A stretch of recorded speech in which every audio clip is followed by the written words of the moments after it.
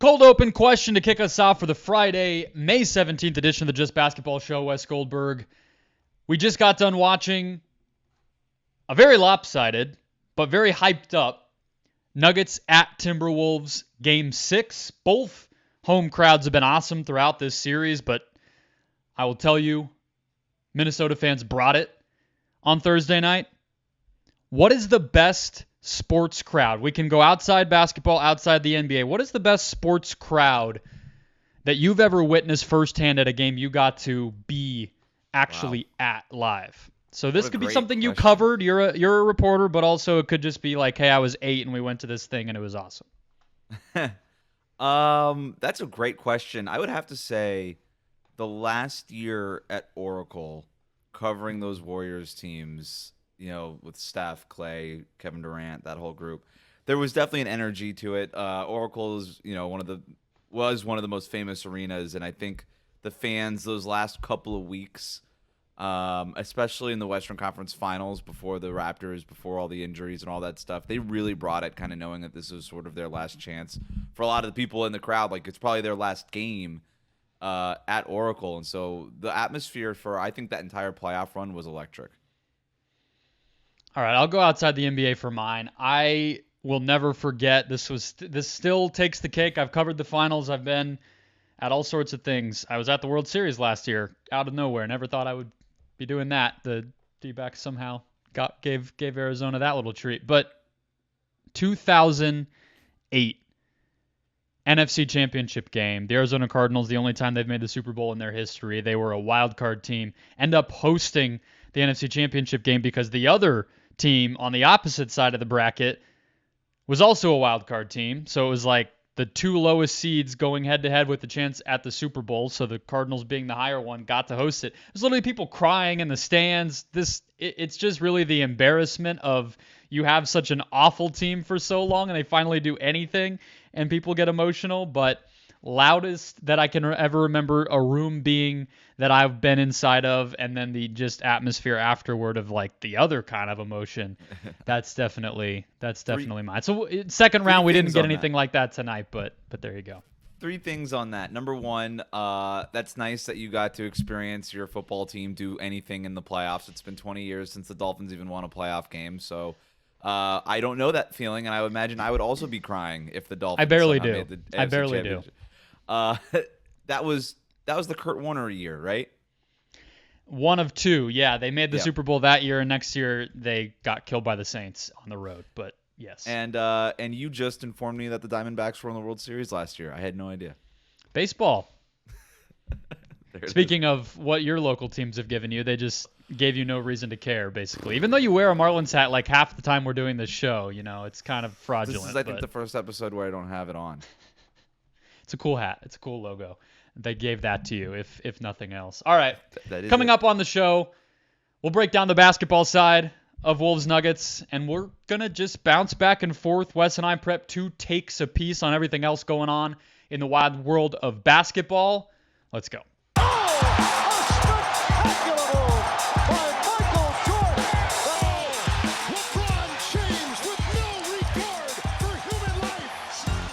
Welcome into the Just Basketball Show. It is Friday, May 17th. Thank you for joining us. We are your 3 times a week dose of all things hoops. We are free and available on all platforms, including YouTube.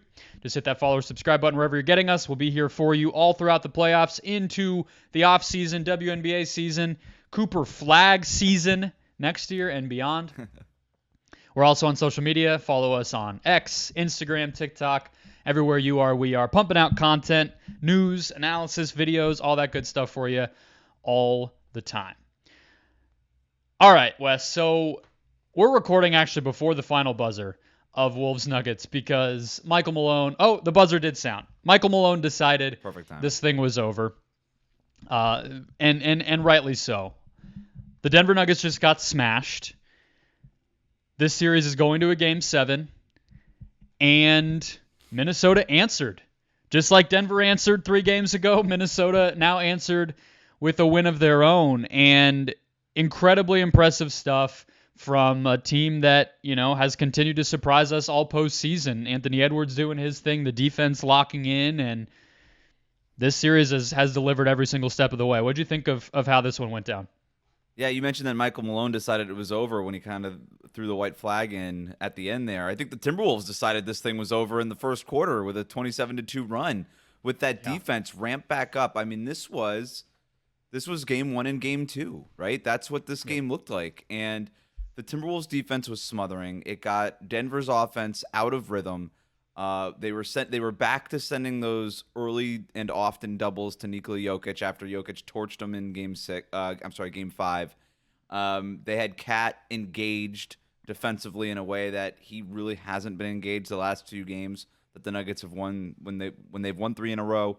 And Jaden McDaniels, like if Anthony Edwards is this Michael Jordan, then Jaden McDaniels might be Scottie Pippen with what he's doing defensively. It is incredible. 2 blocks and a steal in the first quarter from that guy. He was everywhere. He was disruptive And from huge the half blocks. court line to the rim. Like Yeah, huge not block. Like, barely getting a fingertip on a corner 3 or something. Like he is devastating people. And I do think it's demoralizing when he gets going like that on the defensive end. he had one where he starts up against Jamal Murray at half court. Murray kind of slithers his way into the paint, gets rid of the ball, gets it to KCP in the corner. The ball pings around a little bit. Jamal Murray gets the ball back. McDaniel's on his hip the entire time until Murray gets the ball back, gets a Jokic scream, and 99% of the time, Jamal Murray slithers around that Jokic screen, loses his defender, who ends up trailing 2 feet behind him, and then just goes right into that floater, right? We've seen it a million times. Not against McDaniels. Dude just recovers out of nowhere. And it wasn't even like a chase down block. Ended up getting back in front of Jamal Murray somehow. Jamal Murray's like, where did you come from? Blocks the shot. It ends up going the other way. Anthony Edwards hits a 3. It's all part of that big run in the first quarter. The Nuggets do like a little 9-0 run. I think it was a 7-0 run, 9-0 run at the beginning of the second quarter. That was really cool. That was about it. That was their last gasp. The Timberwolves hit them with another run in the second quarter. They hit them with another run in the second half. They stepped on the throat, man. And it was an incredible response.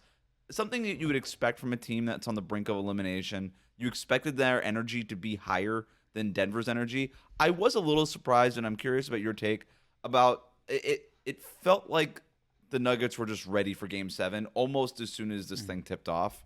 I was a little surprised by the lack of energy from them based on what we had just seen in Game 5, you know? For sure. It was night and day. I mean, I think you have to zoom in on Jamal Murray, right? Yeah. I have in my notes, and this is unnecessarily rude to both guys, but, kind of earned. We're 2 rounds in here. I have it in my notes that Jamal Murray's kind of doing his best Tyrese Halliburton impression in this series, where you don't know what you're getting. It's kind of defies logic, where you can try to parse he's hurt, and this part of his body is what's limiting him in this type of way, and he can't go to that move or that spot, or he can't run this action because but it's not the same game to game, and I end up just kind of throwing my hands up and being like, no, you got to do better. I kind of, if you can do it, you can do it. If you can't do it, you can't do it. It's honestly to compare it to another player we'll talk about who has not been so hot and cold and been able to at least be relatively consistent is Luka Doncic, right? And he's obviously a better player than either one of those guys. But I guess you just get to this point in the playoffs, Jalen Brunson being another one. Yep. Even if you're hurt, if you matter that much to your team and you can show up sometimes, you kind of got to show up all the time. And it wasn't just that Murray had 10 points, 4 of 18 shooting, only 5 assists, and their offense just kind of sputtered. He was team worst, minus 32. He was getting decent looks, just flat out missing them. And yeah, maybe that's just like, hey, mentality-wise, that arena, knowing you can host Game 7, having the cushion, up 3-2. But, I mean, You're right to point the finger at Jamal Murray. And this is somebody who has not had the finger pointed at him very much, if ever, in his career. He is a very sympathetic figure. It was only a few years ago that he has to miss an entire season because of an injury. He comes back. He's sort of the perfect second banana next to Nikola Jokic. They have that great 2-man game, that great chemistry, and all these things. And Jamal Murray, by the way, is a great playoff performer. His like in his career has always risen to the occasion. He is a sympathetic figure. He is not somebody who really has been thrown into the pressure cooker. It was always Jokic. Do you deserve the MVPs? Advanced analytics, schmadvanced analytics, like whatever. It's like all this stuff. And Murray has basically skirted all of that. All of it. Yeah. He never has been criticized. Well, welcome to the pressure cooker, Jamal Murray, because it's here. It's Game 7. Jokic has been playing out of his mind. Even Aaron Gordon is having an incredible series, and Jamal Murray is the guy that's been dropping the ball. I was with you. I thought the looks were pretty good that he was getting. He was not. He got one of those McDaniels blocks was him, but enough times to get into a rhythm. He had good opportunities to score. Rimmed out a few of those floaters that weren't blocked. Stepped into some open threes that Minnesota was late to close out on or didn't close out on at all, and missed those. I think it was 10 of his first 11 shots that he missed. I don't know what he ended up in the game. He was what was he? 4 of 18. 4 of 18. And in this series, when he has shot 47% or better from the field, the Nuggets have won. And when he has shot worse than that, the Nuggets have lost. And there's a lot more that goes into this series than just that. But you just do need your second best player to be your second best player.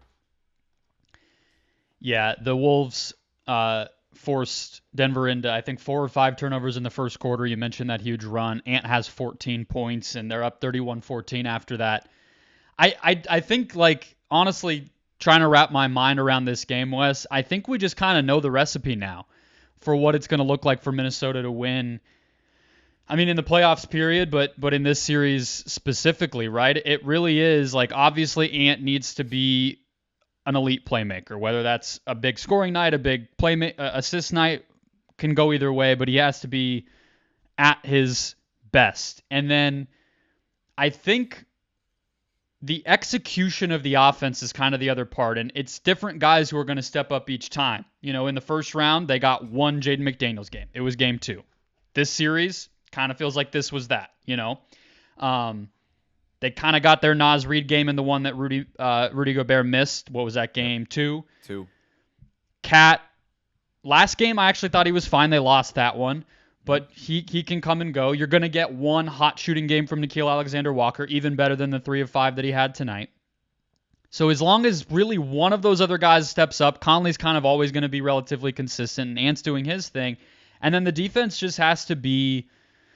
I keep coming back to that word confidence when we talk about this series, and I say it for a reason. Those gambles, the energy, picking up guys full court, being able to switch matchups and kind of feel comfortable and not panic. You know, there will be times when Gordon starts to dribble the ball up where they'll put McDaniels on him for a few possessions, and that means Ant has to go on Murray. Obviously, the Jokic stuff is getting mixed up all the time.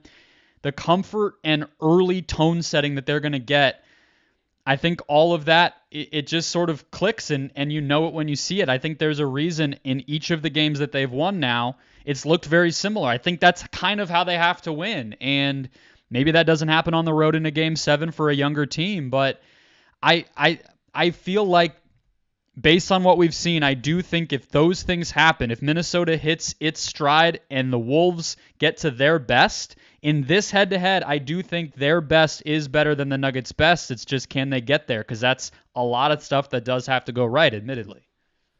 Yeah, it does. It feels like this whole series has every game has almost been decided within like the first half of the first quarter. It's just whichever team can grab hold of the tempo and the tone and the tenor of the game kind of establishes the terms of engagement, and then it kind of takes off from there. And so when Denver has won 3 straight, they have dictated the tone of the game, right? They have said, we're going to slow it down. We're going to get to our methodical stuff. We're going to get Jokic in the middle of the floor, and he's going to do all those Jokic things. And when Minnesota has won these games, it's first 2 minutes, haymaker to the face, you're wobbling, and then it's another haymaker to the face again, and now we've knocked you down, and the game's basically over with that defense. And that's that. I think we might get that in Game 7, where, okay, can Denver come out? And it's Game 7 for both teams now, right? This was essentially a Game 7 for Minnesota. The Nuggets could afford the loss. Now it's a real Game 7. This is what we live for, right? This is it. I'm stoked. You get this upstart team with the Minnesota Timberwolves. The word confidence is such a good one. You're right to keep going back to it. This team is ridiculously confident. It starts with Anthony Edwards and trickles down to everybody else on that team, coaching staff, everybody. It all starts with him. And then for Denver, you're a champion. And they responded in such a huge way with that 3-game win streak during this series. And now they have to do it again. And it's on Jokic, it's on Jamal Murray, it's on Aaron Gordon to keep doing what he's been doing this series. It's on everybody. But this is a real test for the reigning champs. Yeah, it's Game 7s are always weird. I hate to even necessarily say it's going to be like, oh, can they execute? It almost just feels like it is a battle of wills and a battle of physical, can you muster up what's needed, especially when you're looking at how Murray's been playing. They do have an extra day between these games. Maybe that helps. Maybe being at home helps. But in terms of the execution, a couple smaller things as far as how this game started off. Minnesota, 8 of their first 11 points were in the paint. That high-low passing, forcing Jokic to step up, and Towns making that pass, using Towns as a pick-and-roll ball handler, using him as more of a playmaker early. He has 5 assists, 1 turnover in this game. I thought that was huge. I think it did get in Denver's head after how, again, confident they had been on the defensive end. And on the other end, I mean, let's stay there. I'm so glad you brought that up. So it's something that they experimented is not strong enough of a word, but it's something that they would go to every once in a while in the regular season with Towns running that high-low pass to Gobert. And they kind of got away from it a little bit in this series. They rediscovered it late in that last game that they lost, obviously, but it was something that I was like, okay, put a pin in that. Let's bookmark that for maybe game 6. And it was the same thing I had. My first note is Towns to Gobert lob to start the game, first possession for Minnesota. And it makes Jokic have to play in space, and he's not good at that. He's not good at defending in space, rather, where he's between those two guys. And Towns has gotten really good at throwing that pass over the last couple of years since the Timberwolves made the Gobert deal. So I do expect to see more of that. It's a great X's and O's point. Like, the Timberwolves just went back to the things that they know that they could do well, and they just found certain pressure points. And again, when you start pushing on those pressure points, you force Denver to respond to those pressure points, and then it starts to open things up in other places. And I thought the Timberwolves were really good at finding those leaks that sprung open on other parts of Denver's defense, and they just kept attacking. It just never felt like the Nuggets were able to get ahead of anything, regardless of the score, even just like the execution on a possession basis.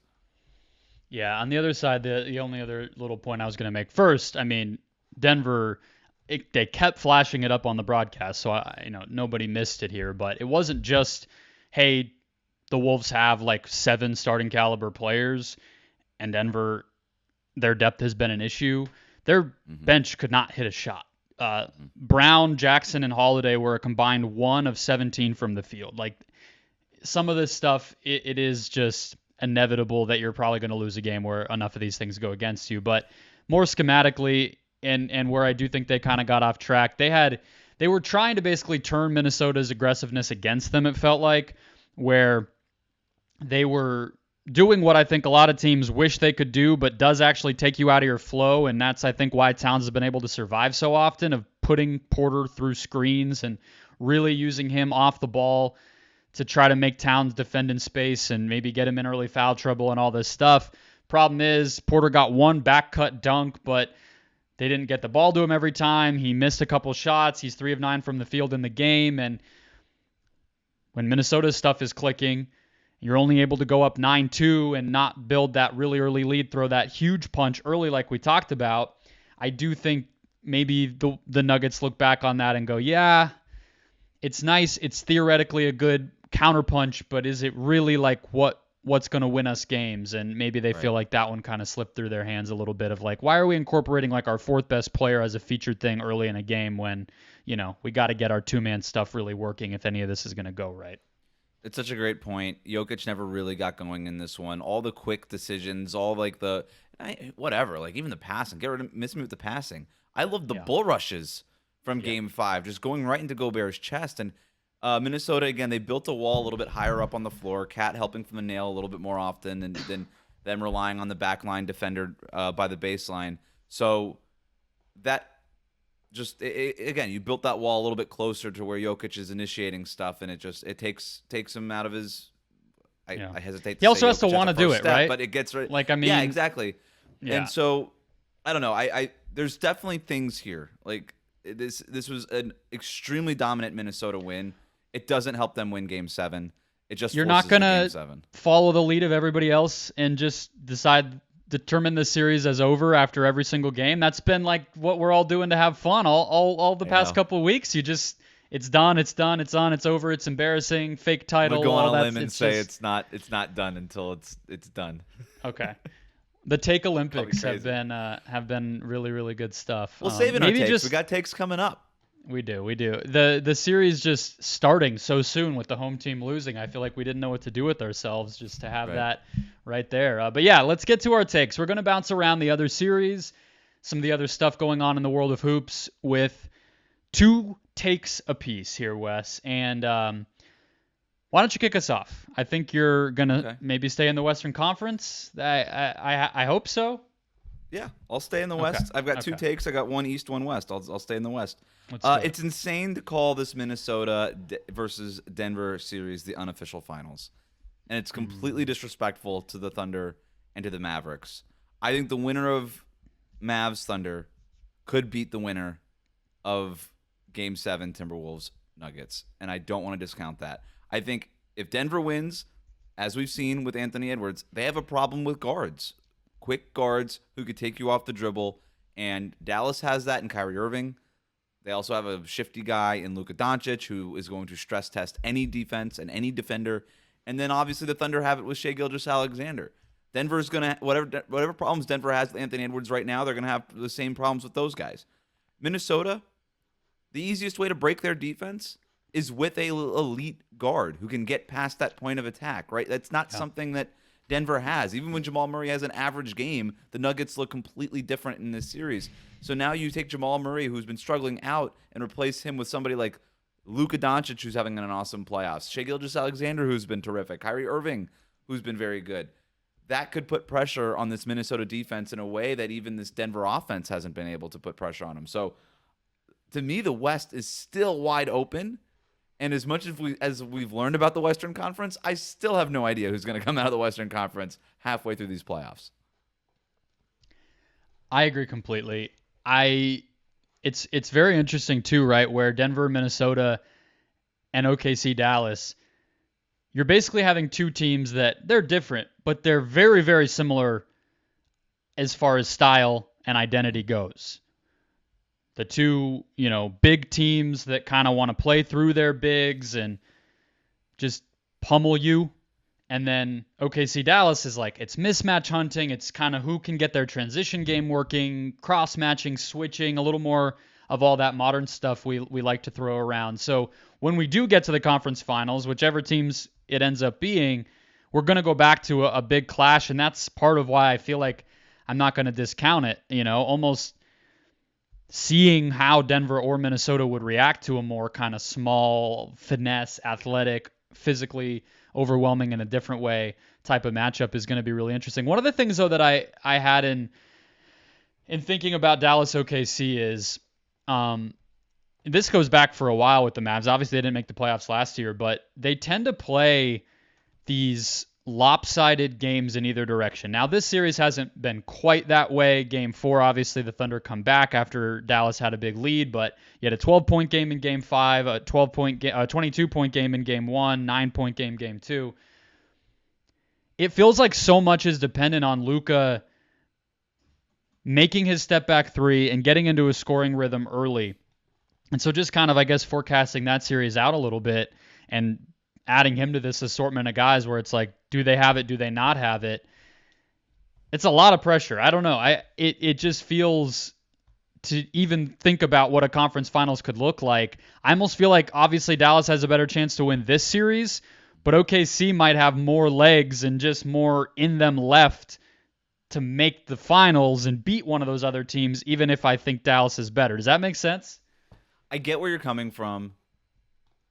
I think the only counter is that Luka might be the best player in the Western Conference right now, and if he is, and I don't know that that also might be Anthony Edwards. So it's kind of one of those two guys, and Shea has been awesome also. But yeah, I definitely hear you. My other concern with Dallas is like, is PJ Washington just going to be this for the rest of the playoffs? Probably not, right? We've seen this over and over again. Like, a guy gets hot for a series and then can go cold the very next series. There's just something about his series. There's a flu that he catches during the series that's helpful, and then the next series it just kind of disappears.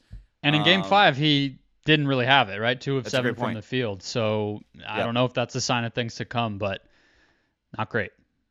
Not great. But I think that when we're talking about just the elite players in the Western Conference, we just have the 4 best players still standing, and it's going to be fascinating to see who ends up in the Western Conference Finals and then how they go about attacking each other. And it'll be just another ultimate test of, just like we got in this round, Shea versus Luka, Ant versus Jokic. We're going to get that again in some version. 2 of those 4 guys going up head-to-head against each other in the Western Conference Finals. It's going to be awesome. And I go back to the original take here is I hate hearing that this is sort of the unofficial finals. If you want to think that, that's fine. But it is sort of like whoever wins this series, Denver, Minnesota, is going to be favored in the next round. Like, I get that. That part I agree with. But Dallas, it would not shock me if they were in the NBA Finals. The Thunder, it wouldn't shock me if they were in the NBA Finals. And I don't think it should shock anybody if that's what happens. All right. I don't have an elegant way to continue this conversation, but I prepped a lot more stuff on this series because I think it's been a lot of fun. So if we could just, continue to dance through this one, because I think it's a big Game 6, and this is far and away the other best series. I mean, we don't know what's going to happen in the finals. I'm not really expecting a lot out of the Eastern Conference Finals. Like, we might be watching the 2 best series of the playoffs right here. And so, is Magic Cavs still going on? Yeah, it is. That's why JB Bickerstaff's keeping his job for a little while longer, and we got to see what happens with Franz Wagner's extension. There's like 10 more games to be played. But with the Mavs, I think something else that's kind of flown under the radar that's a big part of why they're keeping up in a series that I mentioned is such a stylistic clash of similar teams is the pace. Remember when they got Kyrie Irving and everybody was like, wow, Kyrie's going to make them play faster. I don't know if I'm going to put all the responsibility or the credit on Kyrie's plate for that, but they were 30th in offensive seconds per possession last season, Wes. They were 8th in this regular season, and they've barely dropped off despite all teams playing slower in the playoffs from the regular season to the postseason. And you just see these full court lob passes, Luka putting on his like Lonzo Ball impression or whatever comp you want to make back when Lonzo played with Zion or whatever. Lob City Dallas. Yeah. Back when he played at all, unfortunately. Yeah. They're just, to turn that from a massive weakness where I think all of us were pretty tired of watching how Luka was playing basketball last season to a legitimate strength against an OKC team that is like swarming of all swarming, faster than anybody. That's really, really massive. And PJ, Gafford, the trades they made are a big part of that, but drafting Lively and basically just saying what we were doing is not going to work. We need to do this other stuff too and find that balance and get Kyrie on board with it. Like, it's really, really big for that type of transition to happen over, 6 months to a year. It's a great point, and it feels like Luka isn't out of his comfort zone anymore playing at that faster pace. He likes it. He enjoys it. Yeah. He seems to. This is like taking somebody who eats steak medium well and then showing them medium rare, and they're like, "Oh my God, this was an option the entire time." Yeah. This is so much better. And now they only order, and now they only order their steak medium rare. Like that. Yeah. It's great. Luka's like, "Oh, I didn't know we could just go up the floor really fast and then just get shots early in the shot clock. I didn't realize that was even a thing." Kyrie's like, "Yeah, man, it's been here the whole time." And Luka's like, "I love this. This is great. And I could pass the ball to you and you'll just handle it sometimes." And Kyrie's like, "Yeah, man, I'll just do that sometimes." You're like, "Wow, that's great." What's funny though is like he did that, and that's what was so weird about the Luka Doncic experience over time as he's been a pro is like you watch his stuff from Spain and like this right here of this series, this playoff run, this regular season, this is how he played at Real Madrid. It just got away from him and he started playing like James Harden or something. So I think that it just kind of took the roster really, and the trust. Hey, if I throw it to Lively, if I throw it to, I didn't even mention Derek Jones. He deserves a lot of credit for helping them get there too. Like, this is gonna work. And part of it is the roster construction. Yeah. He's been asking for that hit ahead rim rolling center. Well, they got him two of them with Lively and Gafford this year. Kyrie Irving is a guy who thrives in this sort of like instant, quick twitch, react. Let me get this mismatch real quick and take him off the dribble type of flow. You got the role players, whether it's PJ Washington or Derek Jones Jr., who by the way has been awesome in this series. Yeah. Who also are capable and enjoy that too. So it is a little bit different, right? It's not asking Tim Hardaway to dribble his way into a mid-range shot on every possession as your secondary scorer anymore, because now you have Kyrie who could do it. Or And Jalen Spencer Brunson, by the way, Dinwiddie also was when Brunson was on the team, and Dinwiddie, like these guys are also sort of slow it down. Like let's kind of get into our matchups too. So maybe it was a little contagious, and Luka just kind of and he was extremely ridiculously successful on a points per possession basis playing that style. So there was really no reason to go out of it, other than we all know that style doesn't work at the highest heights of the NBA, and now they've sort of found it. So yeah. The other item from this series is Jalen Williams, and yeah, I spent a lot of time, and I have one stat for you that's insane. But first, I want to preface Jalen Williams struggling in the playoffs. Totally fine, totally normal. Really, truly, at the end of the day, doesn't change how I feel about him much at all. He is a little bit of an older prospect, given that he came out of college later, but he's not in his prime yet. This is his first go-round, and frankly, putting that much on a dude's plate in year 2 is kind of crazy anyway. So this is just analysis and not like I'm biting his head off, but it is interesting to watch how different things look for him, and I think two things really jump out to me, Wes, with him. One, he doesn't trust his handle in traffic much, and he absolutely cannot go left. Even he's one of these guys where when he has to go left, he shoots with his right hand. And Dallas's defense is really good. They're long, they're athletic, they're kind of sitting on stuff. They're not really respecting OKC shooters. All this stuff is creating these very narrow driving lanes where you're not going to be able to get to exactly what you want to get to. And I think he's just passing stuff up and being very timid about this. The other thing is he doesn't want to shoot threes at the level that I think maybe he needs to. Like, we can talk all day about Giddey. Do you put Isaiah Joe in? Do you put Cason Wallace in? Are Lou Dort shots going in? How much is the defense respecting Chet Holmgren? I don't think we talk enough about that. Their second, really both of their best scorers, including Shea, those guys don't really want to take threes.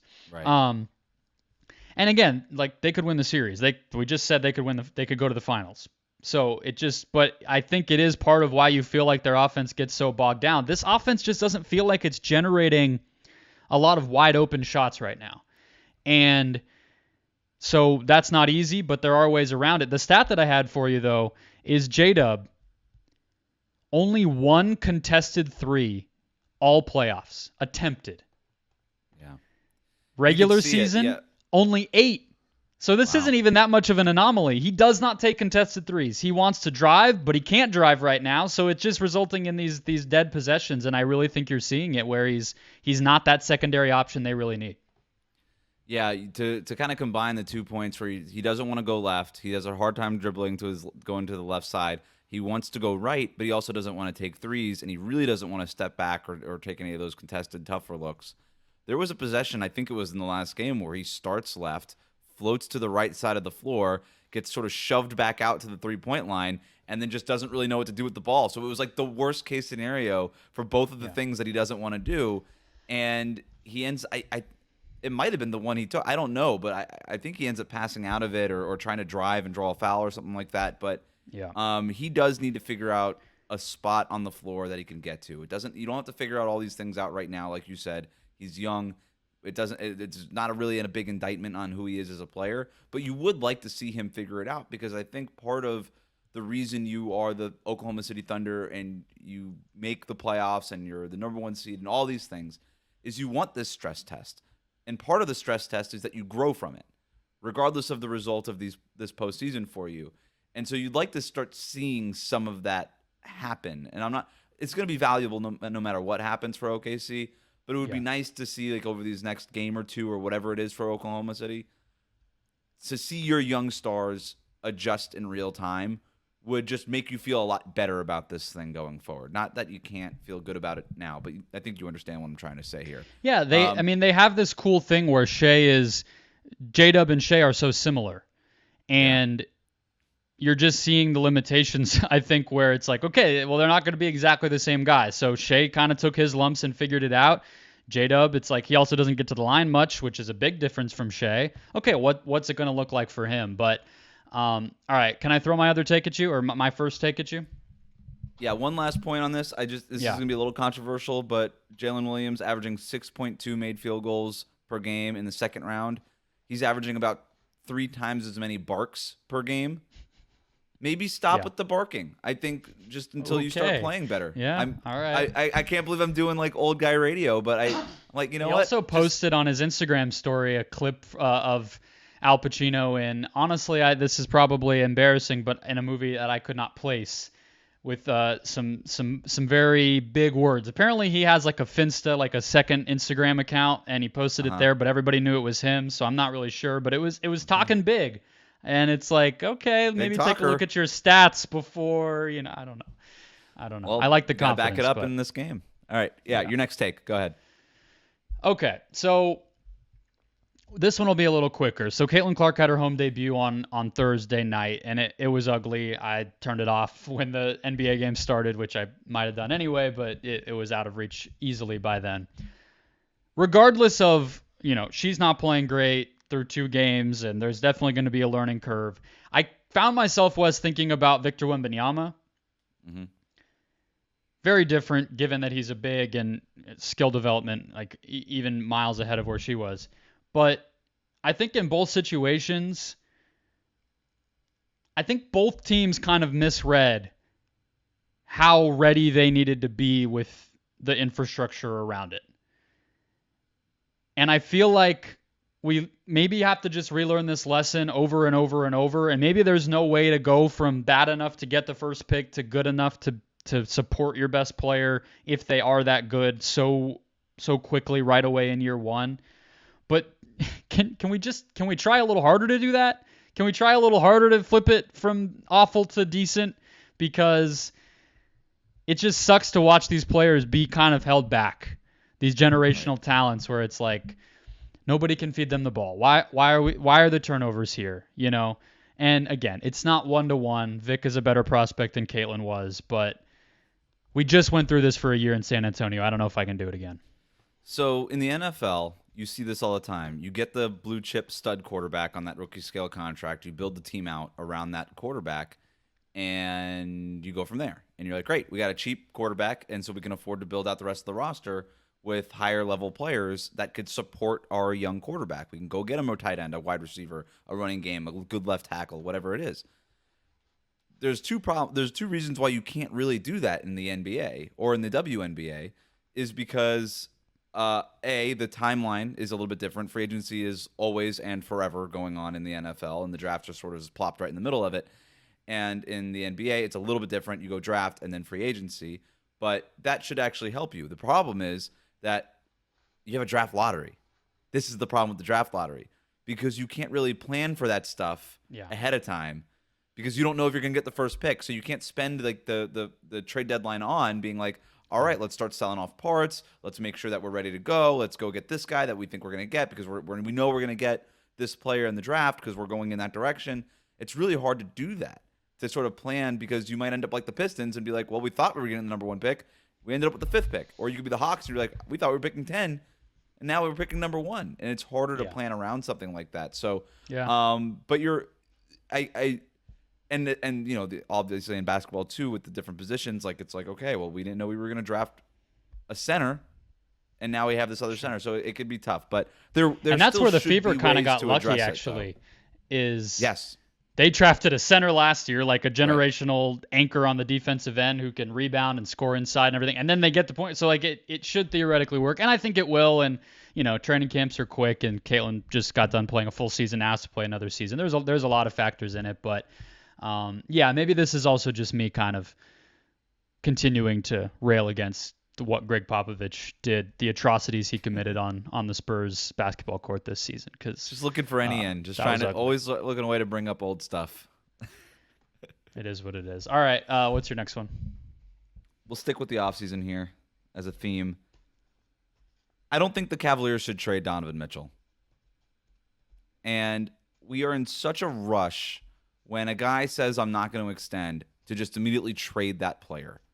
And I think it's in part because we're always just trying to find whatever star is going to be on the trade block next. And we're always just ready to put that player in a trade machine and start working out deals and build segments around it. And we will do that here. But the whole idea of, well, trade him now or you risk him walking away for nothing. Is a full season with a really good player nothing? That's not nothing. That's definitely something.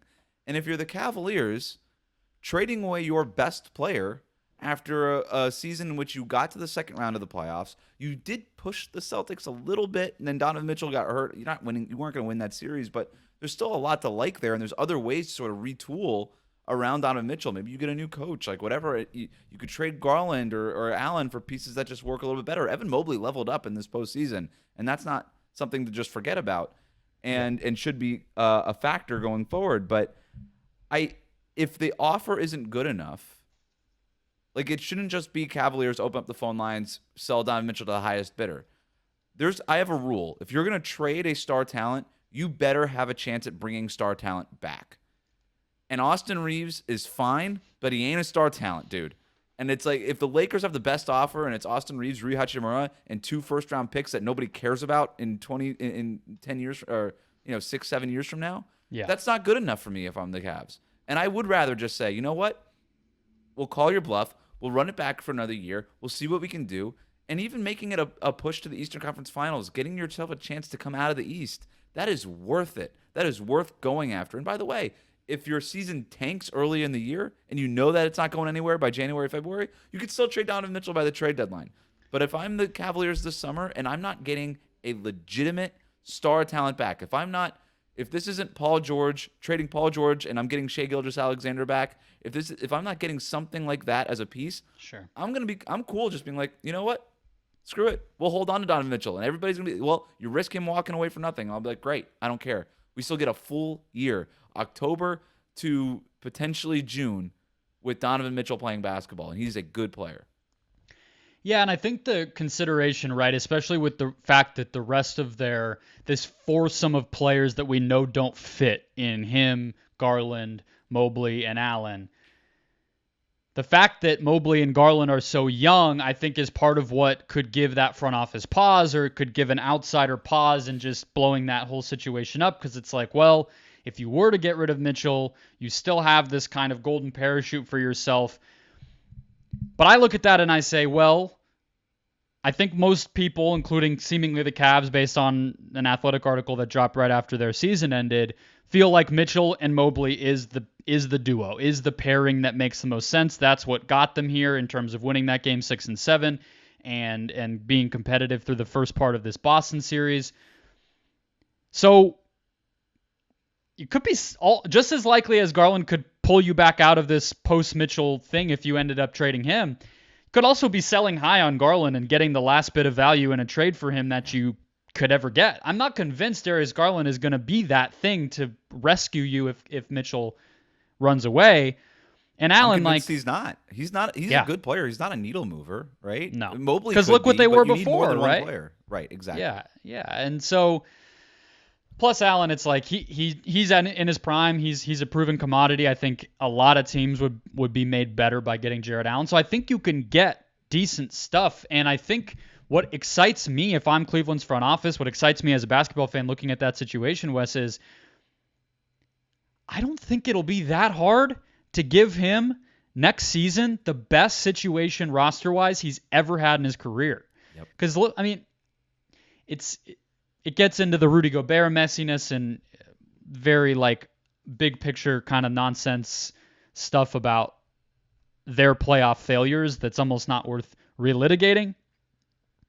But his second best player was Rudy Gobert. His second best offensive teammate was Mike Conley, Yeah. Joe Ingles at some moments, maybe Ricky Boyan a little Rubio bit. at one Yeah, point. I mean, Like, the Cavaliers are positioned to pivot very easily because they have the resources, right? Yeah. They have a lot of talent on that roster. The talent just doesn't fit together. And as much as you might want to go Garland Mobley, that doesn't make sense as we've just discussed because Garland's not a needle mover. You need two needle movers. I think Mobley can be and probably is getting to that point.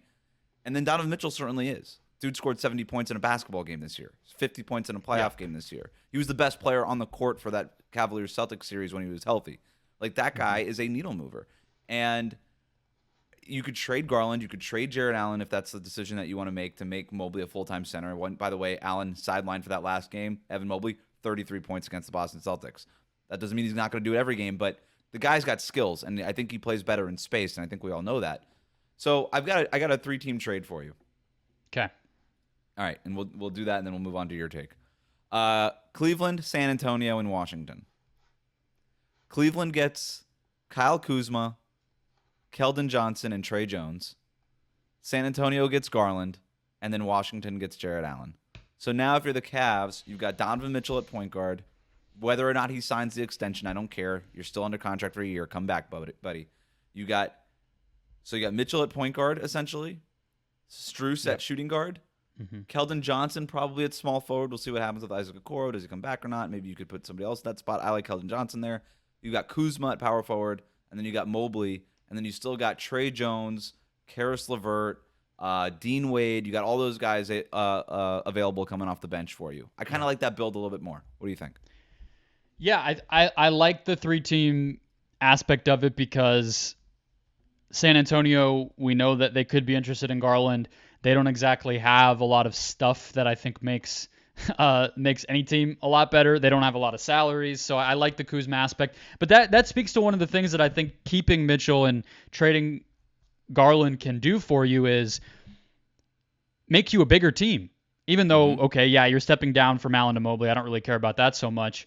But instead of 6'1" or whatever Garland is, 6'2" point guard and a 6'4" shooting guard and then Struce at the 3, you just bump all that up. You get a 4-man who's a real 4-man, and suddenly you're kind of cooking. I think if Garland were to go to the Pelicans, you have some of those same options with, like, could Dyson Daniels come over or, mix and match there. They have an abundance of those types of wing players. So no matter where they go and who he ends up with, I think that's kind of sitting there for them. The Karis LeVert aspect of it is one of the things that makes this hard. Like, are they keeping him? Are they getting rid of him? That's probably not the biggest consideration. It's another resource that you have at your disposal to keep retooling this thing too. I'm absolutely on the same page as you, though. I don't see the point. And if he leaves, he leaves. You're the Cavs. If you don't take these swings, what are you really doing? LeBron James. It's over. You're not getting that again. So you have to explore the Mitchell trade option. I'm not saying just shut the phone lines down, right? You don't pull the cable out of the wall. But if you're not able to trade a star talent and get something that gives you a chance at a star talent back, then you can't trade that star talent, and you're better off just letting that player walk. And I just don't think Mitchell, with 1 year left on his contract, even if he promises to extend with the team that gets him, is good enough to get that. He can sort of navigate his way, right? So if you look at the Brooklyn offer, they're not going to trade Mikal Bridges, but even if they did, I don't care if I'm. But they're not going to because they want Donovan to play with Mikal, right? So exactly. You just so that's like so where everything are beyond you that, really? it's like Cam Johnson ain't it, Cam Thomas ain't it. I don't care about your picks from Phoenix or from Philadelphia. Those are too amorphous for me to actually care about. Don't care. That doesn't give me a chance at a star talent. Miami, what is it? Like unless the Cavs are like ridiculously high on Jaime Jaquez Jr. or Nikola Jokic, it's not coming or Tyler Hero, which they're probably not. That's not happening there. The Lakers don't have that either. Like it's the same thing. Yeah. I don't know. Does Houston come along and say, here's Jalen Green for Donovan Mitchell? Now that's something. That would be something. Sure. But unless I'm getting an offer like that I could talk myself into, then I'm just keeping him. Yeah, I think that's totally fair. All right. We'll jump over to the other side of that same series to close ourselves out here. My final take of the show, Wes. Jayson Tatum is absolutely good enough to be the best player on a title team. Oh, wow. But okay. that says more about the era than him. that's kind of the best way that I can put this whole thing that we've all been talking about since they basically made the finals in 2022 and came up short. I look at, he is basically the best version of what a wing in the NBA should be. A 6'8", 6'9", wing forward guy should be in 2024. Like, he is, like, what's a rogue in X-Men that just touches people and gets all their powers? It's like he did that to all the types of cool wings in the whole NBA, and he just, all of them in one now. Except he doesn't have the thing we all want him to have, and the thing that, okay, yes, could be their undoing. Like, if they lose every game to Denver in a month by 5 in the fourth quarter, like, we'll have our answer. But he defends his ass off. He defends everybody. He rebounds like crazy. He play makes really well. He does have a good mix as an offensive player. He just doesn't always go to the thing maybe we as viewers think he should in any given moment, but he can do it all. He can shoot. He can finish. He can get to the free throw line. He can be a help defender. He can be he basically is a perfect agglomeration of all those things, and they've built a team around that about as well as they possibly could. Again, building off of the things you have to have in a modern wing player as your number one guy. So this is it, I guess. It's kind of it's like a subtle shot while also being a compliment. But this is it. They have everything they need. He is everything they need, and you kind of just gotta pull it off at this point. Take advantage of it. He's like if ChatGPT came up with a wing.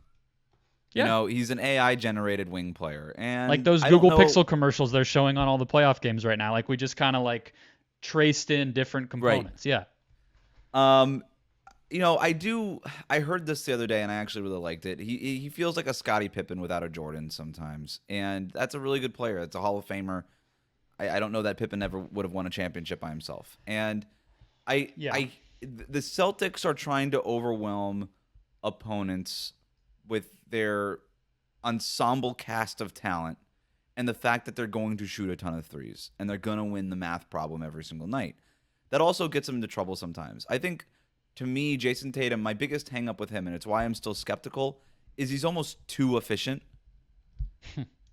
Sometimes you just need, and I sometimes want him to be a little bit more like Jaylen Brown and say, I don't really care. I'm just going to put my shoulder into you and I'm going to take this contested mid-range jumper because I'm a star. And sometimes I just want Tatum to do that, because he's going to have to do that more, and he's going to have to do it at the end of games, in close games, in the fourth quarter, these games that have not really come yet in these playoffs, but they're coming at some point in these playoffs. I don't know when, but eventually they'll be here, whether it's in the Eastern Conference Finals or the NBA Finals. Sometimes I just want Tatum to be like, you know what? I'm not cool just making the right pass and setting the right screen and getting Derek White an open jumper. I'm going to take it. I'm the star. And I just think time and time again, we have seen the star players, the guys who are the bona fides number one player on a championship team, whether it's Michael Jordan, LeBron James, Steph Curry, Kevin Durant, whoever, Nikola Jokic, whoever it is, just take the freaking shot. Just take it. Yeah. Go for the kill. The problem is he has that mentality on the least efficient shot in basketball. Like, he will just stare you down, have all the confidence in the world, and take a step back 30-footer. You know what I mean? Right. And yeah, he doesn't force the issue, which is why I say, like, I want a little bit more Jaylen Brown. Like, dude, go into the guy. Go into that. Go get that mid. Go into that 17-foot range where they're going to let you get there anyway.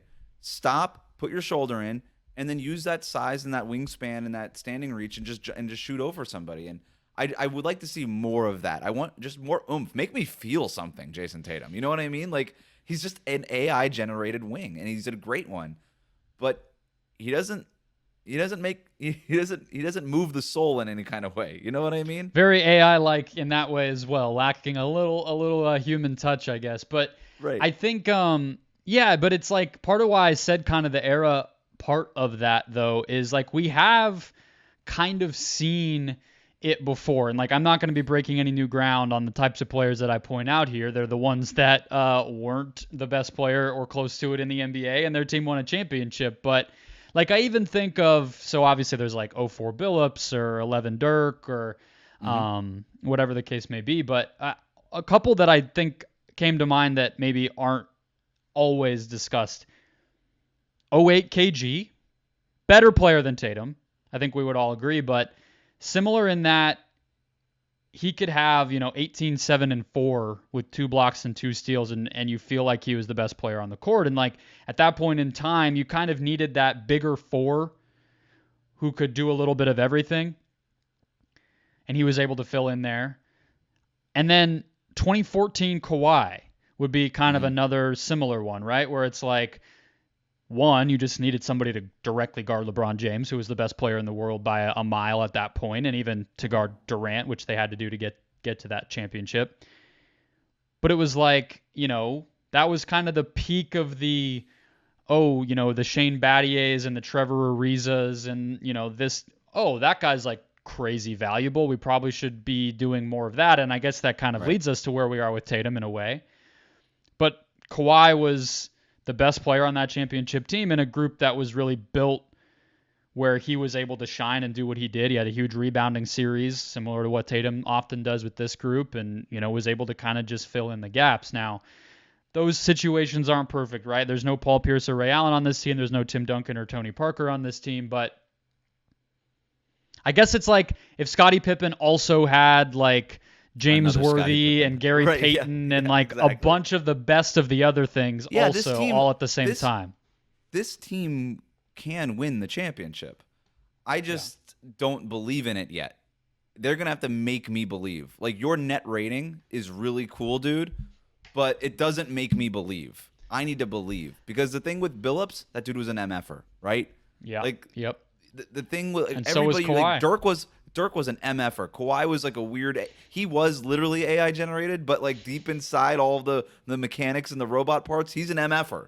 And so he was like an MFer mentally. Like he just was unflappable, Yeah. Exactly. And so, I'm gonna literally have to see it to believe it. And then if I'm wrong, I'm wrong. Like, I'm not even saying that I don't even think I can be wrong. I'm saying like, the Celtics can win the championship. Yeah. But I would favor any team in the Western Conference that comes out over the Celtics, me personally. Vegas won't. I'm just saying, like, I would pick any of these teams in the West because I just believe in them a little bit more. The answer might just be Oklahoma City, but which West team do you think they could beat the most easily? Oklahoma City. Just because I said that, and I was like, maybe not the Thunder. But that would be a clash of a similar thing, though, right? Like, Boston is kind of similar to Dallas and Oklahoma City, so I think it would play out a little of the same, but there's no version of a Western Conference team where Tatum is not going to run into a guy that has the stuff we're saying he doesn't have. And that's going to be cool to see. It will be. And even Brunson next round, if the Knicks have enough human beings to play basketball for 48 minutes on their roster, like they'll TBD. Get it then too. Can Josh Hart play 94 minutes? No, 96 minutes? Can OG Anunoby get some kind of, a hamstring transplant in the next couple of weeks? Rolled out for Game 6 already? Not great. Yeah, I want to believe in Boston, and maybe this is me talking myself into it, and we all believe to a degree. And I don't. I literally don't. I'm the Miami Heat guy, so maybe this is just me making sure I talk myself out of Boston, but I feel the way I feel. Before we sign off here, I have one list for you. You want it? Yes, I'd love it. We'll do it quick. All right. My favorite Trae Young landing spots if he does get traded. Number 5, the Chicago Bulls. I screwed that up already. That was my number 1. No, it wasn't. It was your number 5 the whole time. It was. Wait, that can't be your number 1. Why? How would that make sense? Just miserable, mediocre franchise to go get a star player. Yeah. Sell high on Kobe White now. Throw in another Patrick Williams piece or whatever. Go get Trae Young. I don't know. Okay, so that's my number 5 now, even though it was my number 1. Number 5 is Chicago. Number 4 is the Brooklyn Nets. I don't know. Number 4. Do you buy this idea that Trae is so miserable to play with that like all the grumpy older media types have just decided is a fact? Yes. Really? Like, I've why heard is it he so enough. much worse to play with than like other similar guys? Just because he's not good enough to like I think that's what super it is. high I level think to the be juice isn't okay with it? the juice isn't worth the squeeze. I think that's essentially what it is. You're like, we're dealing with all this for what again? For you to not play defense? Cool, thanks. Yeah. And you're also gonna just take all the shots? Like, why do I want to play with this person? Number 3 is Miami. Really? I would personally hate it, but Do you it think is they would do undeniably no. Okay. I don't think so. I don't know that they're that desperate, but on paper, it does make sense. If there's a team that can absorb the Trae Young experience, try to envelop him in a culture, and has the defensive backbone to withstand all the things that Trae Young doesn't do on that end, it is the Miami Heat. Like, on paper, it does make sense. And he is kind of exactly what they need. A guy who takes all the shots for 2 stars who don't want to take any shots in Jimmy and Bam, who prefer to give the shots to Caleb Martin. Like, just instead of giving them to Caleb Martin, now you're giving them to Trae Young. It seems like a better deal. But please don't do it. Number 2, the Utah Jazz. I actually don't mind that one. They've been sneaky in on Lillard and then Drew, and I don't think the Jazz are just gonna want to be like bad for 5 years here. So they're gonna be in on everybody, I think. Not Donovan. And they need an upgrade in the playmaking factor on that team. They've got some really interesting pieces. They do not have even a good playmaker on the roster, and Trae Young is an elite playmaker. And so, and if you're Atlanta, you could say, hey, Keontae George, we don't know what he's going to be. We could sell ourselves on like rookie point guard coming off of a fun season, if not like a really inefficient and kind of chaotic season for him. But hey, we got our point guard of the future, and let's roll with that. I think that I like. I like it. Throw in a Colin Sexton and thing like that. And if you're Utah, I would be building around Trae Young, Lauri Markkanen, and Kessler. And it's like, all right, cool. We got these things. We'll figure out the wins. Fits. And then number 1 is the Lakers. It just makes all the sense. I don't know if they have the stuff to get it done. Again, I'm not trading Trae Young for Austin Reeves, but it does just on paper, like all the things about Miami that make sense. Ditto, like just copy and paste about the Lakers, but they have the desperation and the willingness and like the star craved eyes to do that. So that's why like the team not on this list is the San Antonio Spurs. Yeah. Please don't do this, San Antonio. The way you know the Spurs don't There's already want reports him. that they're not interested, and I love that. Exactly, and they never leak. So the fact that they're going out of their way somehow through some kind of back channel to be like, just tell the newspapers that we do not want Trae Young. Yeah, tell everybody we do not want this guy so that noise goes away. Lakers wise, this is trending toward them just getting DeJounte Murray after all. But regardless, this is also why I am rooting for them to get a James Borrego type as a head coach, somebody who actually has a track record of building a fun pick and roll offense, because I think that's the only path toward them being any better than they have been, is getting one of these guys, even if it's just DeJounte, and actually like constructing an offense that's not built around hoping LeBron can be a superhero for 48 minutes, which we know he cannot do anymore. That's my list. Get a guard. Go get a guard. Even if it's Trae Young. All right. We'll pull that list out as a separate video so it doesn't get short shrift here tucked away at the end. But that'll wrap us up for the week. Game 7 on Sunday. We'll be back to recap that and much more across the world of basketball. Hit follow or subscribe if you haven't already. 3 episodes per week covering everything in the sport. Follow us on social media, Twitter, Instagram, TikTok. Fun stuff coming every single day. We'll talk to you guys next week.